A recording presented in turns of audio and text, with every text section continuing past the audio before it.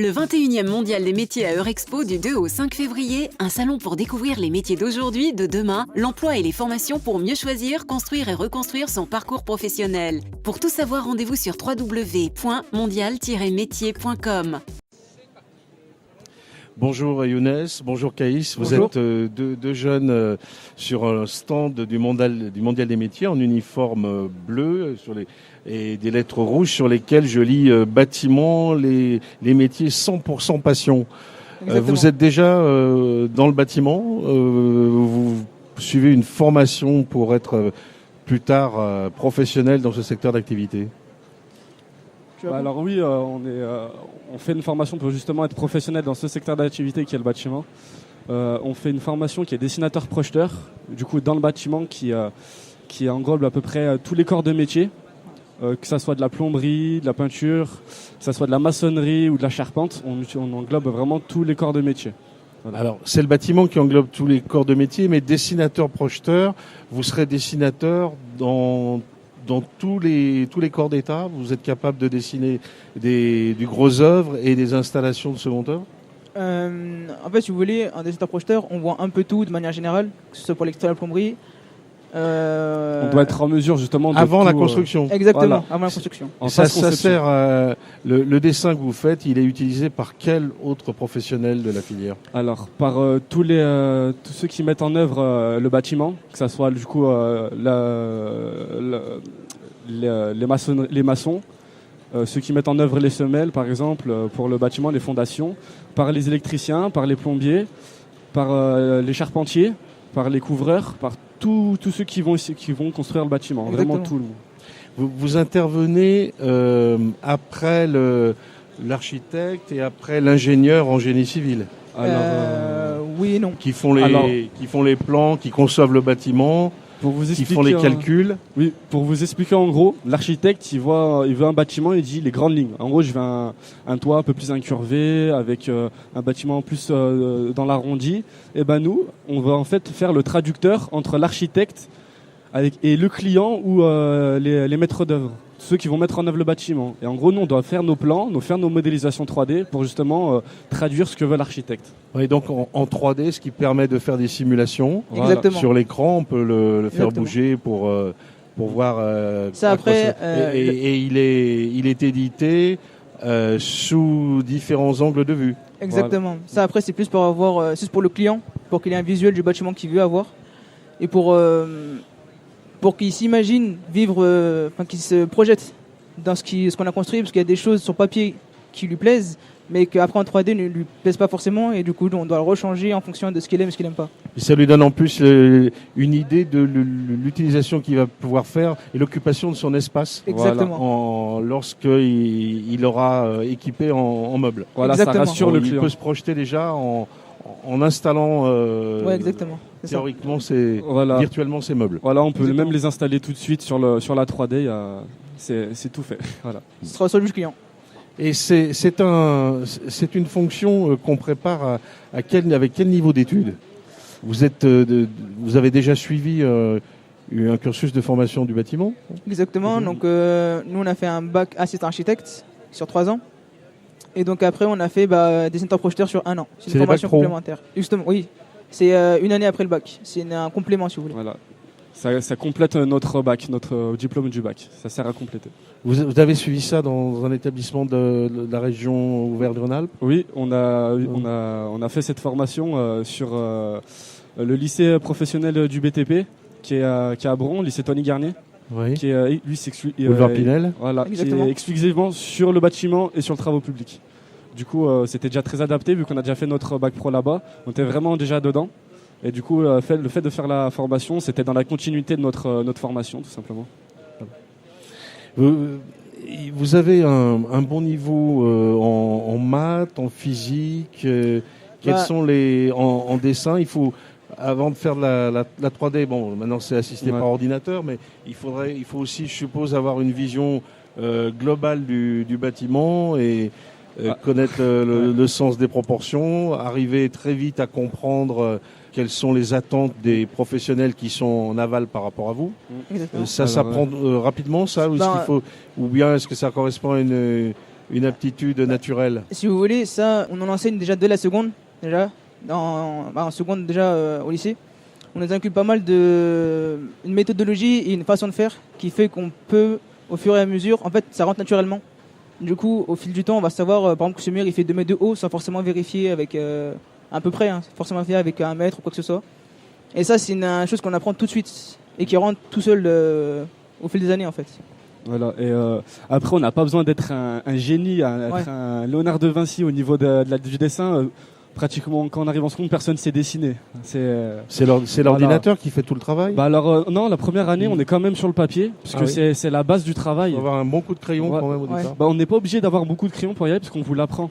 Et le fait de l'apprendre, vu qu'on est dans le bâtiment, le fait de l'apprendre et de le refaire sur un bâtiment, sur un projet, on imprime mieux le fait, les manières de faire, de dessiner, par exemple en point de fuite, en double point de fuite. Et en fait, ça rentre tout naturellement en fait dans la formation. C'est assez adapté. Pour les métiers du second œuvre et de la finition, les électriciens, les plombiers, votre travail a une utilité précise ? Bien sûr, parce que nos plans, ils ne servent pas forcément, comme on l'a dit mon collègue, qu'au client. Ils servent aussi à l'électricien pour savoir où placer ses lumières, pour le plombier pour savoir où mettre ses radiateurs. Et, en fait, chaque plan sert à chaque corps d'état. Et du coup, ça aide un peu tout le monde à savoir qui met quoi. Voilà. Et si l'architecte il n'est pas d'accord par exemple sur un câble qui est placé dans le bâtiment, c'est nous qui devons justement mettre en œuvre sur le plan, dire que non, c'est interdit de passer par là, mettre un câble là, et justement. Vous êtes obligé de connaître ce qu'on appelle les DTU, les documents techniques. Exactement. Et certaines règles de l'art spécifiques à quelques corps de métier. C'est ça, on respecte tous les cahiers des charges aussi, qui est fait par l'économiste, mais lui qui est un autre métier. Et on respecte toutes les normes, par exemple incendie, ERP, établissement recevant du public, avec notamment les gabarits des portes, l'inclinaison des plans d'accès, des rampes d'accès au bâtiment. Ouais, pour les PMR, exactement. Ouais. Voilà. Et alors, vous nous dites que vous suivez actuellement une formation post-bac d'1 an. Comment se situe-t-elle par rapport au BTS qui est présenté comme étant la poursuite logique du bac? C'est un diplôme intermédiaire, c'est un BTS accéléré. C'est aussi qualifiant. Expliquez-nous un peu. Alors en fait, la formation complémentaire qu'on fait, elle complète le bac surtout. Par exemple, nous, on a fait cette formation parce qu'on a été pris nulle part en BTS, voilà, tout simplement pour être. On n'a pas été pris du tout, et du coup, au lieu de perdre une année, on s'est dit, on va renforcer notre savoir-faire en faisant cette formation. Et du coup, on aura même plus de chances par rapport à des premiers arrivants qui arrivent de bac S ou de STI 2D. Vu qu'on a fait le bac pro et qu'en plus on a fait cette formation, niveau technique, on est quasiment imbattable. Vous êtes beaucoup plus pointu que ceux qui ont passé le bac, et même que ceux qui ont fait des études générales et qui a priori ont un niveau plus supérieur au vôtre en enseignement général, mais ils ne sont pas employables immédiatement. Exactement. Alors que vous l'êtes. Voilà, en technique, en gros, on éclate les bacs S, pour être franc. On les éclate. Et ce que j'aime bien aussi avec la formation, c'est que ça ne nous ferme aucune porte. C'est-à-dire que même si on fait cette formation, on a encore tous les BTS qui sont ouverts, on peut faire de tout et n'importe quoi. Donc ça reste encore une formation globale, entre guillemets. Puis vous avez aussi, je crois, des belles perspectives de carrière. Vous dites les métiers qui sont 100% passion, mais on pourrait dire aussi qu'il y a au moins 100 métiers dans le bâtiment, si c'est pas plus, avec la possibilité d'évoluer tout au long de votre vie. Oui, bien sûr. La carrière d'évolution est assez, dans le bâtiment, elle est pratiquement presque obligatoire, sans même le vouloir. On peut même être architecte après notre formation. Par contre, architecte, c'est quand même assez compliqué à être. Oui. Il faut avoir la patience. Mais surtout. vous pouvez terminer ingénieur si vous allez. Ah oui. On a reçu à ce micro le responsable du Conservatoire national des arts et métiers.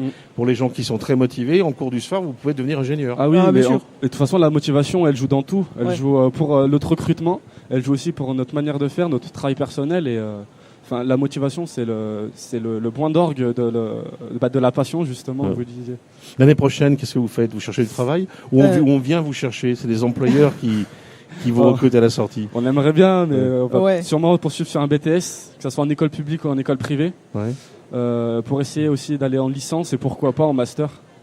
C'est pour ça aussi la poursuite d'études est vraiment très, très poussée.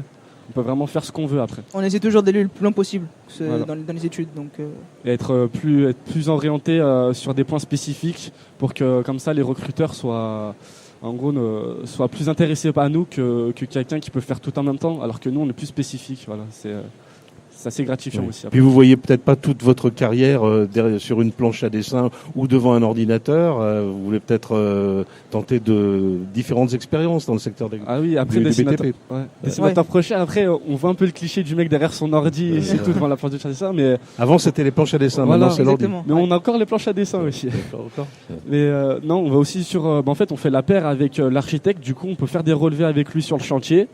Toutes les semaines, on va aller sur le chantier avec l'architecte pour voir où sont l'avancée des travaux. Et du coup, on complète vraiment l'architecte. On fait vraiment la paire avec. Très bien. À part votre lycée là de Bron, il y a d'autres établissements qui préparent qui proposent la même formation. Alors, C'est, la FCIL, formation dessinateur projeteur, qui a qu'à Tony oui, Garnier qui le font. Ah, Voilà. donc c'est bon à savoir. Donc le lycée Tony Garnier à Bron. c'est ça. Merci Younes, merci Caïs. Merci à vous. On vous laisse retourner sur votre stand parce que je pense qu'il y a beaucoup de jeunes qui vous attendent. Merci. Moi, j'ai une dernière question. Là, je vous entends parler depuis tout à l'heure. Je voulais un peu connaître votre parcours avant de choisir ce que vous avez choisi au niveau de la filière du bac. Comment vous vous êtes lancé là-dedans? C'est par défaut, c'est par motivation? Il y avait un amour quelconque pour le bâtiment, une filiation avec le bâtiment? Je sais pas, j'imagine des choses comme ça. Moi, pour ma part, après la troisième, je sais pas trop ce que je voulais faire. Donc, je suis arrivé dans un bac assistant architecte un peu par défaut. Je suis arrivé un peu par hasard. J'aimais pas trop ça, mais au fil En du même temps, temps, permets-moi d'insister, mais tu dis ça et en même temps, c'est quand même quelque chose de bien spécifique, d'ultra. Donc comment on choisit par défaut quelque chose qui est aussi rare et aussi. Attends, je vais reposer la question. Comment on choisit par défaut une filière aussi exceptionnelle? Voilà ma question. moi déjà, je savais que j'étais dans le bâtiment. Après, quoi dans le bâtiment, je savais pas trop. D'accord. Et puis c'est plutôt un ami qui m'a dit c'est un peu par piston entre guillemets, donc il m'a dit viens par ici, ça va t'intéresser. Ok, Et puis au fil des années, ça m'a plu et j'y suis resté. génial. À toi? Moi, en fait, j'ai fait, je crois, le parcours le plus catastrophique du monde. Alors, après la troisième, je savais pas du tout ce que je voulais faire. J'ai fait une seconde générale. Seconde D'accord. générale, je me suis dit, c'est vrai que le bâtiment, ça m'intéresse plus que les autres filières. Je suis allé du coup en STI 2D, architecture et construction. D'accord. À moitié d'année, j'ai que scolaire de fou, je rendais feuilles blanches, j'en avais plus rien à foutre en fait. Et du coup, en fait, je me suis orienté au milieu d'année justement dans sa classe, en TBAA, assistant architecte. D'accord. Et là, en fait, vu qu'il y avait plus de technique, ça me plaisait plus. J'ai pu remonter mes moyennes et du coup, je suis arrivé là. Il y a autre chose que j'ai relevé en vous entendant parler, c'est la façon dont vous avez déjà adopté le vocabulaire spécialisé de clients, architectes, les volumes, le chantier, tout ça. Comment ça se passe? Ça se passe intuitivement, ça se passe à travers les stages ou déjà à travers le vocabulaire utilisé par les professeurs? Est-ce qu'on vous éclaire là-dessus au niveau enseignement théorique? Alors déjà, sur la théorie, on nous donne beaucoup de vocabulaire, même si on les comprend pas, on nous les dit pour que ça rentre au fil du temps. D'accord. Et après, le fait de faire ça, en entreprise, on va l'utiliser, mais sans le savoir en fait. Naturellement. C'est vraiment, ça vient naturellement. Et le vocabulaire, c'est le moins compliqué à apprendre, c'est même le plus simple. Ça vient au fil du temps et franchement, maintenant on ne fait même plus attention à ce qu'on dit, ça sort. Ça s'entend, ouais. Tu dis, vous voulez ajouter quelque chose? Non, moi ça ira. D'accord. Je me grattais de... Merci encore. Merci à vous. vous.